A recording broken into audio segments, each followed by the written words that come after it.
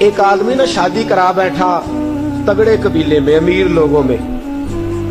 تو نبی پاک صلی اللہ علیہ وسلم نے منع فرمایا کہ جو عورت عزت اور مال کے لحاظ سے تم سے اونچی ہو اس سے نکاح نہ کرو. جو عزت اور مال کے لحاظ سے تم سمجھو نا کہ مجھ سے چھوٹے طبقے میں، اس کے ساتھ شادی کرو، وہ عزت زیادہ کرتی ہے.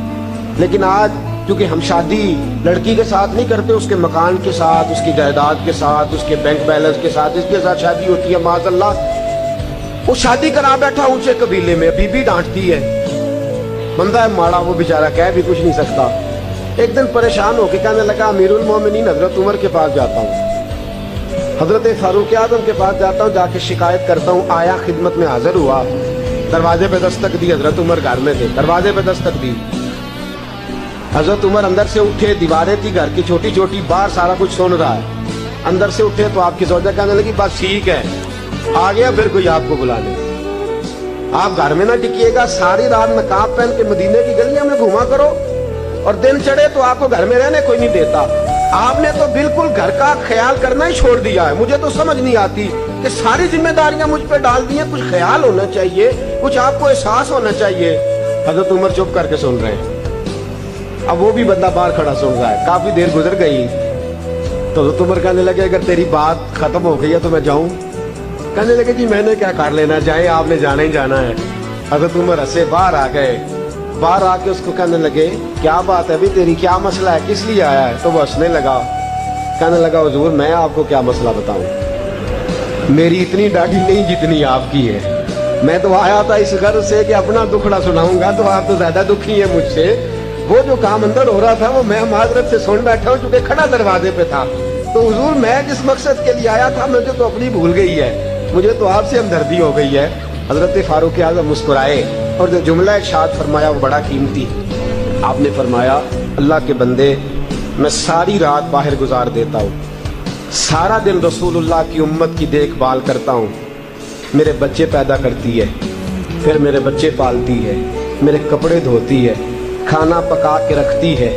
فرمایا تو دیکھ تو صحیح کہ مجھے اپنی بیوی پر سب سے بڑا فخر یہ ہے کہ میں کئی راتیں بھی گھر نہیں آتا تو میرا بستر کبھی ناپاک نہیں ہو سکتا.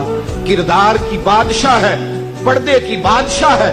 فرمایا مجھے اس پر فخر ہے. میں روزانہ اونچا بولتا ہوں، وہ سنتی ہے، کبھی کبھی وہ بول لیتی ہے تو میں بھی سن لیتا ہوں. میری بیوی ہے، کوئی غیر تو نہیں نا، میری بیوی ہے، کوئی غیر ہے. روز میں اونچا بولتا ہوں تو سنتی ہے، تو کبھی کبھی سن لینا چاہیے. کب؟ کبھی کبھی لڑائی نہیں ہوگی انشاءاللہ. اگر آپ کبھی کبھی سننے کا پروگرام بنائیں گے نا تو لڑائی. میرا عورتوں کو مشورہ ہے کہ جب خامد جلال میں ہو تو چپ کر جائیں.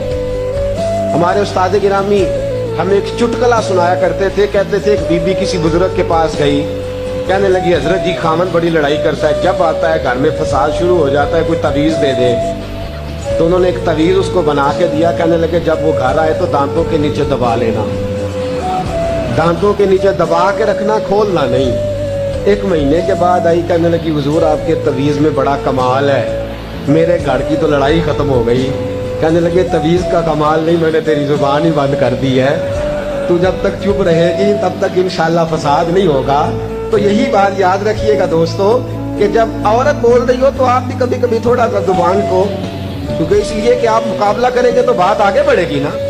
کبھی یہ تو نہیں نہ ہو سکتا کہ جب مقابلے کے فریق ہوں، مقابلے کے، ہن لباس لکم وانتم لباس لہم، وہ تیرا لباس ہے تو ان کا جب مقابلہ ہوگا تو کون اپنی بات سے پیچھے ہٹے گا. کرنے کا کام یہ ہے کہ جب بیوی کبھی جلال میں آ جائے، کبھی غصے میں آ جائے، اور اگر آپ یہ سمجھے کہ ٹھیک غصے میں ہے، اس طرح حضرت عمر کی بیوی غصے میں ہے تو غصہ ان کا درست ہے کہ آپ کو مجھے وقت دینا چاہیے، دیتے نہیں.